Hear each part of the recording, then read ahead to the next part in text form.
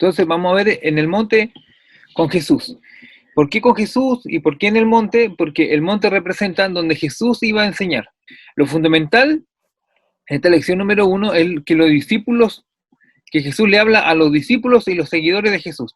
Entonces el objetivo hoy día va a ser comprender a Dios desde la persona y la enseñanza de Jesús. No podemos nosotros entender a Dios o pensar en Dios sin mencionar a Jesús, porque, bueno, todos sabemos que Dios es, ¿cierto? Está en tres partes: Dios Padre, Hijo y Espíritu Santo. Entonces, lo que hace Dios a través de Jesucristo es revelarnos a Dios para que nosotros podamos conocer al Señor. ¿Te acuerdas? En Juan capítulo 1 dice, y el verbo se hizo carne. Jesús es la acción de Dios, es la revelación de Dios para nosotros. Vamos a ir viendo esto. Entonces, ser cristiano es poner a Jesús en el centro de nuestras vidas y reconocerlo como el gran revelador de Dios. Lo que pasaba con el Antiguo Testamento es que todos sabían de Dios, pero eran conocimientos particulares y iban escribiéndolo. Primero lo escribió Moisés en la Torá, en el Pentateuco, escribe lo que Dios le está hablando. Entonces Moisés, era un revelador de Dios. Después vinieron los jueces, ¿se acuerdan? Después vinieron los profetas, los reyes entre medios, y todos eran personas que mostraban una pequeña pincelada de lo que Dios podía hacer. Pero Jesús es el complemento de todos ellos, para poder revelarnos a Dios, porque Jesús es Dios. Todos hemos recibido enseñanzas de Jesús mediadas por lo menos por los siguientes elementos. La denominación, por ejemplo. Los testigos de Jehová no enseñan igual que los evangélicos. Y entre los evangélicos, los bautistas y, por ejemplo, los metodistas o los pentecostales son distintas las enseñanzas. La denominación genera como un marco para entender a Jesús. Y nosotros muchas veces tenemos una visión como sesgada de lo que realmente Dios es completamente. Y de repente uno es muy denominacional y dice, como es así, como me lo enseñaron a mí, así es. ¿Cierto? Por ejemplo, ¿cómo trabaja la iglesia bautista? Primero, la iglesia bautista, ¿cómo enseñan? A través de la escuela dominical. No va a encontrar ninguna iglesia bautista donde no hagan escuelas dominicales. Iglesias bautistas donde no hagan estudios bíblicos. Pero, por ejemplo, hay otras iglesias que no hacen escuela dominical. Tampoco hacen estudios bíblicos. Y por lo general son predicaciones, agarran la Biblia y leen la revelación que Dios les dio en el momento. Y eso pasa. También tenemos una idea de lo que es Dios a través de nuestras familias. Cómo a través de nuestra familia Dios nos va mostrando, o sea, cómo nuestra familia, nuestros padres, nuestros abuelos nos van enseñando de cómo Dios va actuando. Porque nuestra familia nos van entregando un legado de información de quién es Dios. Por ejemplo, mi tata en el campo entiende a Dios desde una perspectiva del campo. Él no le cuesta entenderlo de otra manera. Él, por ejemplo, cuando lee la parábola de la semilla, lee cuando el Señor dice, aprende de mí que soy manso y humilde, él sabe que cómo funcionan los bueyes para amansarlos, y entiende a Dios desde su mirada. Por ejemplo, mi padre también lo entiende de otra mirada y ellos lo van replicando a nosotros y nosotros vamos entendiendo a Dios. Hasta cuando tenemos un encuentro personal con Dios y empezamos a entender a Dios desde nuestra perspectiva. Pero la denominación, nuestra familia y también nuestra cultura. Porque, por ejemplo, los árabes, los asiáticos, tienen otra cultura y ven a Dios de distintas maneras. Por ejemplo, un musulmán ve a Dios desde su religión, de su cultura, pero lo ve a Dios desde una mirada distinta a la que la estamos viendo nosotros. Es una visión basada en las obras, por ejemplo, los musulmanes, en basada en lo que ellos pueden hacer, por eso están orando 3 veces al día, hacen la oración hacia la Meca, y si no cumplen el ritual, porque su religión está basada en las obras, no se sienten merecedores del cielo. Pero, por ejemplo, nosotros como cristianos, nuestra cultura es distinta, la cultura occidental es más abierta, es más para conversar, se transmite, hay diferencias también dentro de del cristianismo. Por ejemplo, están los católicos, están los ortodoxos, después pueden haber luteranos, evangélicos, bautistas y, como les decía, distintas otras otras percepciones, pero también están las experiencias personales. Cada uno tiene una distinta visión de qué es Dios para uno. Pero, por ejemplo, el hermano Jaime tiene una visión completamente distinta a lo que yo puedo experimentar de Dios, porque Dios actúa de distinta manera en cada uno de nosotros. Y aquí quisiera dar un ejemplo. Por ejemplo, había un elefante súper grande, grandote, en una sala. Pero la gente no sabía, había un grupo de gente que lo llevaron y le taparon los ojos. Y le dijeron, hoy día le vamos a enseñar qué es un elefante. Y a todos les taparon los ojos. Entonces lo llevaron a una sala, tapado de ojos. Entonces uno agarró la trompa y tocó la trompa al elefante y se quedó con esa visión. El otro tocó una oreja, el otro tocó la guata y el otro tocó una pierna. Entonces a todos les preguntaron, ¿cómo es Dios? Entonces uno dijo, Dios es como una serpiente, es larga y es rugosa y también se mueve, como una serpiente, porque había agarrado la trompa. Otro dijo, Dios es como una hoja de nalca, es grandota, es plana. El elefante, perdón, es como una hoja de nalca porque es grande, es plana, pero también es calentita y tiene vértebras. El otro que eligieron como un elefante es una pelota, porque agarró la guata. Es una pelota interminable, es rugosa, y para él el elefante era solamente una pelota.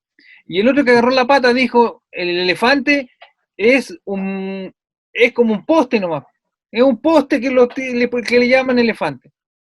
Bueno, todos tenían distintas percepciones de qué era Dios. Y así también nos pasa a nosotros. Ahora, ¿cómo nosotros podemos saber realmente quién es Dios? Todas estas apreciaciones, la denominación, nuestra familia, la cultura, nuestras experiencias personales, son perspectivas de lo que es Dios en realidad para nuestra vida. Pero ¿cómo nosotros podemos saber lo que realmente es Dios? Y eso es algo que a mí me gusta de los bautistas, hermano. Que nosotros evaluamos las cosas por las escrituras. No nos quedamos por la experiencia. Por ejemplo, cuando alguien predica en la iglesia, no predica su experiencia. Nos dicen, hermano, hágalo como yo, porque yo hice esto. No, la evaluación de lo que es Dios es a través de las escrituras. Y por ejemplo, como en el elefante, todos decían la verdad, porque para uno el elefante era una oreja, el otro era un poste, pero todos decían la verdad. Pero cómo nosotros completamos el elefante, en este caso, cómo nosotros completamos lo que es Dios, es a través de la Biblia. La única manera que nosotros tengamos la idea completa de lo que es Dios es a través de la Biblia. Y para eso tenemos desde Génesis hasta Apocalipsis. No podemos quedarnos solamente con el Nuevo Testamento, ni tampoco solamente con el Antiguo Testamento. Es un complemento a la palabra de Dios. Y ustedes, hermanos, la mayoría aquí como bautistas saben que la palabra de Dios no se contradice, se complementa, se justifica por ella misma y es viva y eficaz, como siempre lo hemos visto. Entonces, la primera manera de conocer a Dios es a través de las Escrituras. Entonces aquí hay dos preguntas, las voy a leer. ¿Cómo saber que lo que decimos de Dios es correcto? Es una pregunta que la idea es que la vayamos haciendo. ¿Cómo sabemos, por ejemplo, que como bautistas estamos en lo correcto? ¿Cuál es la idea que se tiene de Dios en nuestra sociedad y de dónde se obtiene ella? Por ejemplo, ahora hay harta gente que tiene una idea de Dios a través de qué? Por ejemplo, de Internet o de lo que otros dicen de Dios. ¿Se ha dado cuenta? Hay gente que no sabe qué es Dios porque no lo ha experimentado en su vida. Entonces, su experiencia de Dios es quién dijo algo de Dios. Y gran parte de lo que ha pasado en la iglesia evangélica y el retroceso que ha tenido es porque muchas veces nosotros decimos lo que es Dios de acuerdo a lo que dijo otro de Dios. No de acuerdo a nuestra experiencia, no de acuerdo a lo que nosotros vemos, no de acuerdo a lo que dice la palabra de Dios. Hermanos, ¿por qué la Biblia dice, por ejemplo, no te harás dioses ajenos, no tendrás ídolos, no te harás imágenes de Dios? Porque lo que hizo Dios con Moisés fue entregarle la revelación completa de Dios en ese momento, ¿a través de qué? De la palabra de Dios. Cuando uno lee la palabra de Dios, entiende quién es Dios y no necesita una imagen para poder ver quién es Dios. Eso es lo importante de la Biblia. Nosotros no tenemos una imagen de Dios en el templo, porque nosotros lo vemos todos los días, lo podemos ver a través de la palabra de Dios.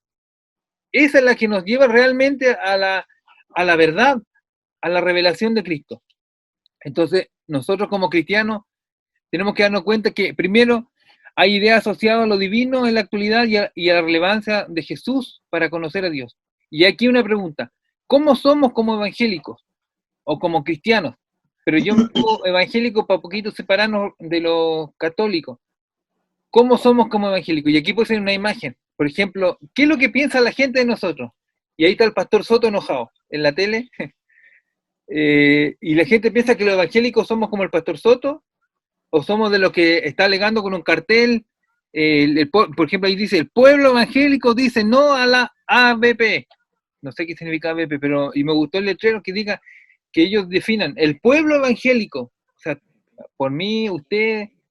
Entonces, ¿cómo somos los evangélicos? ¿Somos gente que está reprimiendo? ¿Somos gente que alegamos y defendemos a Dios? ¿Somos gente que... Porque cuando uno ve estos personajes, por ejemplo, ¿qué es lo que pasa con ellos? Son gente que está defendiendo a Dios como si Dios no se defendiera solo. Son gente que está defendiendo sus intereses, su posición, su religión, más que las enseñanzas de Jesús. Porque Jesús en ningún momento, hermano, es como defender el amor que uno tiene por su esposa. Yo no ando diciendo por la calle: yo amo a mi esposa, yo amo a mi esposa. Cuando uno defiende su fe, uno la fe la defiende con el accionar, con el vivir todos los días. Yo no ando defendiendo a Dios, porque Dios tiene que vivir en mí y Él tiene que manifestarse ¿en qué? En las obras que uno hace. Es lo mismo que con la esposa. Yo no ando gritando por todos lados: y esposa, yo te amo, vale, yo te amo, porque ella sabe que yo la amo. ¿Cómo? Con las cosas que yo hago todos los días, como uno es como esposo. Lo mismo es con la fe. Uno no anda defendiendo su fe como evangélico. Por eso, ¿cómo somos como evangélicos? Es una gran pregunta. Y ahí tenemos que entender cómo somos cotidianamente como cristianos. Porque si vemos a Jesús sentado en el monte, Él llama a los discípulos. Ahora, ¿quiénes son los discípulos? Los discípulos no es una categoría una categoría especial. Los discípulos es el sinónimo de discípulo, es lo mismo que alumno. Por eso la palabra se dice que el Señor les enseñaba, porque el sinónimo de discípulo es alumno. Entonces el Señor era como un maestro que les enseñaba lo que ellos deberían hacer. Por eso lo que vamos a estudiar en este periodo van a ser las enseñanzas de Jesús. No son la interpretación de Jesús, no es la interpretación de tal texto, no, es lo que el Señor estaba diciendo en ese momento. Vamos a esperar un poquito. Ahora, en Juan 1:18, a Dios nadie lo ha visto nunca. El Hijo unigénito, que es Dios y que vive en unión íntima con el Padre, nos lo ha dado a conocer. Entonces, hermanos, ¿cómo nosotros podemos conocer a Dios? ¿Cómo podemos acercarnos a Dios? Es solamente a través de Jesucristo. ¿Y cómo vemos a Jesucristo? Hermanos, a través de la palabra de Dios. Es como súper sencillo de este punto de esta línea. A través de Dios, o sea, Dios lo vemos a través de Jesucristo, porque Jesucristo es Dios, y a Jesucristo lo vemos revelado a través de la palabra. La importancia de la Biblia para saber de Jesús es el punto 2. La importancia de la Biblia para saber de Jesús y lo que espera de nosotros. ¿Quién espera? O sea, Dios de nosotros. La Biblia no es un fin en sí mismo, sino un medio para hablarnos de la vida de Dios, o sea, de la vida de Jesús. Hermanos, ha pasado harto que mucha gente también endiosa la Biblia. La Biblia la endiosa, la guarda en un lugar especial, le tiene algo así como súper... Pero, por ejemplo, yo siempre digo, ojalá me gustaría tener mi Biblia como la del hermano José Méndez. Yo el otro día se la vi, oiga, cómo la tiene de rayada, subrayados los textos, bien usada su Biblia, porque este es solo un instrumento del Señor. El fin de la palabra de Dios es revelarnos a Jesús, es revelarnos a Dios, no que nosotros la tengamos así guardada, endiosada. No, la palabra de Dios para usarla, para tenerla. El conocimiento bíblico debe llevarnos a Jesús.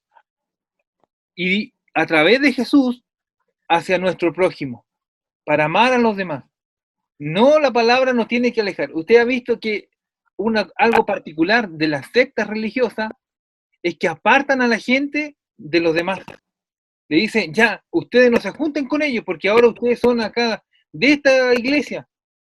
Y las sectas, su principal característica es apartar a la gente, encerrarlos en su círculo. Usted tiene que vestirse así, tiene que hacer esto así, tiene que cantar así, tiene que hacer esto acá y hacerlo de esta manera. Y ojalá que no se junte con ningún mundano, quédese aquí solito nomás. Hermanos, la palabra del Señor tiene que llevarnos a Jesús, pero para que nosotros vayamos a nuestro prójimo, a los demás, vayamos al mundo, a la gente que necesita de Dios. Por eso Jesús, por ejemplo, el domingo ya predicábamos del publicano, cuando el Señor perdona a la mujer, a la que había sido encontrada en adulterio, personas que habían sido excluidas, hermanos, a los leprosos, gente que nadie quería, pero para Jesús ese era su prójimo. Entonces, el conocimiento de la palabra de Dios no puede encerrarnos a nosotros como una secta. Tiene que el conocimiento de la palabra de Dios abrir nuestras mentes para poder llegar a las demás personas. En Juan 5:39, el que está al ladito, dice, ustedes estudian con diligencia las escrituras porque piensan que en ellas haya la vida eterna. Y son ellas las que dan testimonio de mi favor. En mi favor, perdón, habla Jesús. Sin embargo, ustedes no quieren venir a mí para tener esa vida. Y eso quiere decir cuando nosotros, esto hablaba del Pentateuco, el Señor le hablaba a los fariseos, sabían tanto de la ley, pero no llegaban a Jesús, no llegaban a Dios. Las leyes lo que hacían era encerrarlos en un marco de información en su mente, pero al final de cuentas, ¿quién podía llegar a Dios? Solamente el sumo sacerdote podía presentar la ofrenda. Y el sumo sacerdote le presentaba la ofrenda a todos los demás. Pero ¿qué es lo que hace Jesús? Es que el Señor rompe todo eso y todos nosotros podemos tener llegada a Dios. ¿A través de quién? De Jesucristo, porque Jesucristo es el mediador entre nosotros y Dios y es el que nos presenta delante de Dios. Hermanos, por eso entender la palabra de Dios nos hace primero acercarnos a Dios y acercarnos también a los demás, a las personas.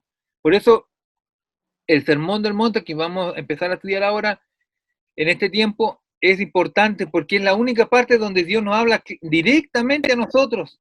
Ya no es un discurso o no es una parábola, es una enseñanza que va directo a nosotros, donde el Señor nos está enseñando como discípulos. Nuestra salvación no está en el libro, hermanos. Nuestra salvación no está en el libro, está escrita aquí sí, pero nuestra salvación no es el libro, nuestra salvación es Jesucristo. Lo encontramos aquí en la palabra de Dios, pero nuestra salvación es Jesús. Y eso es lo importante. Por eso cuando leemos, primero están los evangelios, pero cuando uno lee las cartas de Pablo empiezan con Jesús y terminan con Jesús. Por lo menos, por ejemplo, cuando uno lee Hebreo, empiezan hablando del poderío de Jesús y terminan hablando de Jesús. Y Pablo era claro en hablar. Todo el evangelio que él hablaba, lo hablaba solamente de Jesús. Llevar la palabra de Dios a Jesús. Ahora, cuando uno lee la Biblia, hermanos, y la lee pensando en Jesús, se da cuenta de cosas que uno a veces no entendía. Por ejemplo, le voy a dar un solo ejemplo para pasar al otro punto. ¿Se acuerda cuando Abraham lleva a Isaac y lo lleva al monte de Moriah para sacrificarlo allí? Entonces le dice al siervo, subiremos, adoraremos y volveremos. Mire, la palabra adorar significa entregar una alabanza a Dios. Sube con Isaac al monte y cuando lo va a sacrificar a su hijo, y el Señor antes que se lo pida en el capítulo 21 de Génesis dice, y quiero que entregues al que amas, al único, al que más amas, y lo entregues en el monte de Moriah, al que más amas, porque era su único hijo. Cuando sube y va a mandarle el cuchillo para sacrificarlo, que había un cordero en la zarza. Ahora, ese único que más amaba Abraham es el único que más amaba Dios. Por eso, ¿y quién es el cordero que sacrificaron? Es Jesús, es el Cordero, como Cordero fue llevado al matadero, dice en Isaías. Entonces, cuando uno lee ese capítulo y empieza y entiende el proceso de Jesús, por eso dice, porque de tal manera amó Dios al mundo que entregó a su único, unigénito, dice, el mismo único y unigénito es el mismo único y unigénito de Abraham. Y el Cordero es Jesús. Y ese es el mensaje que Dios le estaba hablando a Abraham. Por eso Dios le decía a Abraham, por ti serán benditas todas las naciones de la tierra, porque por Jesucristo nosotros fuimos bendecidos. ¿Vio? Entonces cuando uno entiende el mensaje de Jesús, uno puede interpretar el Antiguo Testamento en base a eso. Y no solamente, hermanos, léelo como una historia. Por eso el día hablábamos con el hermano Álvaro y conversaba que él empezó leyendo el Antiguo Testamento, entonces le costaba un montón. Pero cuando entendemos primero el Nuevo y después empezamos a leer el Antiguo, empezamos a entender mejor y comprendemos cómo realmente funcionaba para llegar a Jesucristo.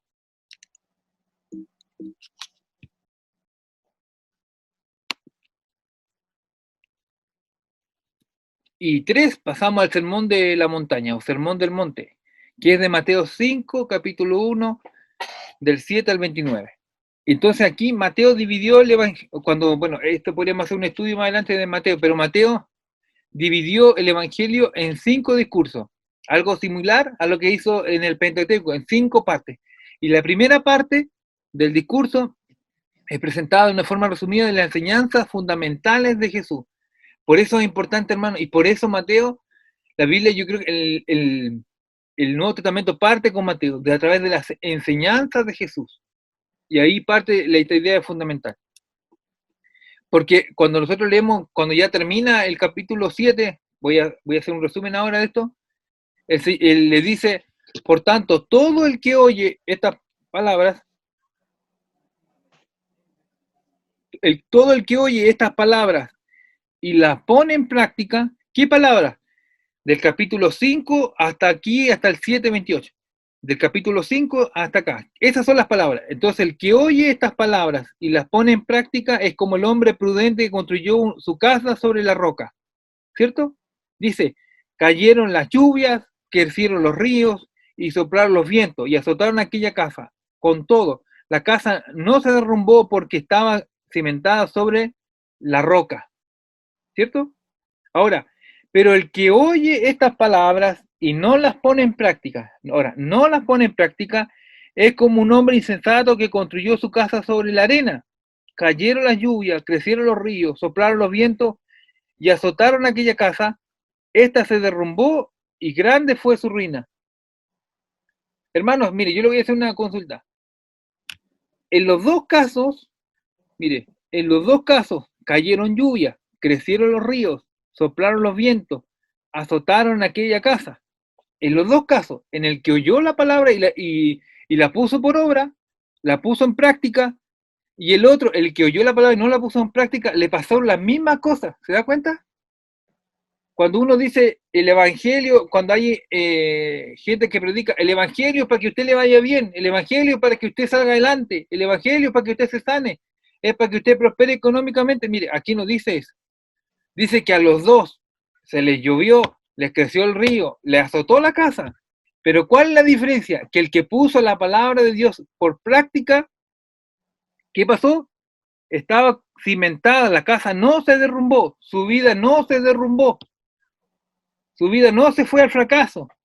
¿Por qué? Porque estaba cimentado en qué? En las enseñanzas de Jesús, en las palabras que el Señor ya le había hablado. ¿Qué es la roca? La roca es las enseñanzas de Jesús, lo que vamos a ver en el capítulo 5 en adelante. Hermanos, nosotros lo único que nos podemos diferenciar de los mundanos, por ejemplo, hablemos de los mundanos, de los demás personas, es que nosotros tenemos la palabra de Dios y la podemos poner por práctica. Nada más, porque el coronavirus también nos puede llegar a nosotros, y pues si nos llega a nosotros no es porque seamos malos. O por ejemplo, si nos pasa una enfermedad, o las personas que les llega una enfermedad de cáncer, de otras enfermedades, no es porque Dios sea malo, porque la palabra dice que nos van a llegar lluvias, nos van a llegar tormentas, los ríos y los vientos van a soplar, pero la diferencia es que nosotros no vamos a caer. los que tienen la palabra de Dios no van a caer. Y eso, ¿se acuerdan el otro día, hace 2 domingos, contaba su experiencia la hermana Karen? Que a pesar de estar enferma y todo, el Señor la reforzaba espiritualmente en el hospital. ¿Se da cuenta? El Señor no es que le vaya a quitar la enfermedad, pero el Señor refuerza nuestro espíritu. Entonces hay dos diferencias. Hay uno que es un hombre que es insensato y un hombre que es prudente. Así es, hermano, con nuestra vida. También nosotros vamos a pasar dificultades, vamos a pasar problemas, vamos a pasar distintas situaciones, pero lo que único que nos va a sostener no es la iglesia de la roca, es la enseñanza. La roca quiere decir las enseñanzas de Jesús. Y por eso cuando termina Mateo 28, 18 dice, en el versículo dice, ahí lo voy a leer completo. Jesús se acercó entonces a ellos y les dijo, se me ha dado toda autoridad en el cielo y en la tierra. Por tanto, vayan y hagan discípulos de todas las naciones, bautizándolos en el nombre del Padre, del Hijo y del Espíritu Santo. Y aquí vuelve, mire, y enseñándoles a obedecer todo lo que les he mandado a ustedes. ¿Y qué es lo que le mandó? Bueno, esto lo vamos a ver. El Sermón del Monte, las enseñanzas de Jesús, capítulo 5 hasta el capítulo 7. Y dice, hermanos, si nosotros obedecemos, mire, aprendemos y obedecemos a la palabra del Señor, es la única manera que el Señor dice, y les aseguro que estaré con ustedes siempre. ¿Cuándo el Señor va a estar con nosotros? Cuando nosotros pongamos por práctica la palabra de Dios. No es que el Señor va a estar cuando usted quiera, como si el Señor fuera su mandado. No, el Señor va a estar con nosotros siempre y cuando nosotros como cristianos salvados de Dios pongamos en práctica la palabra del Señor, las enseñanzas del Señor.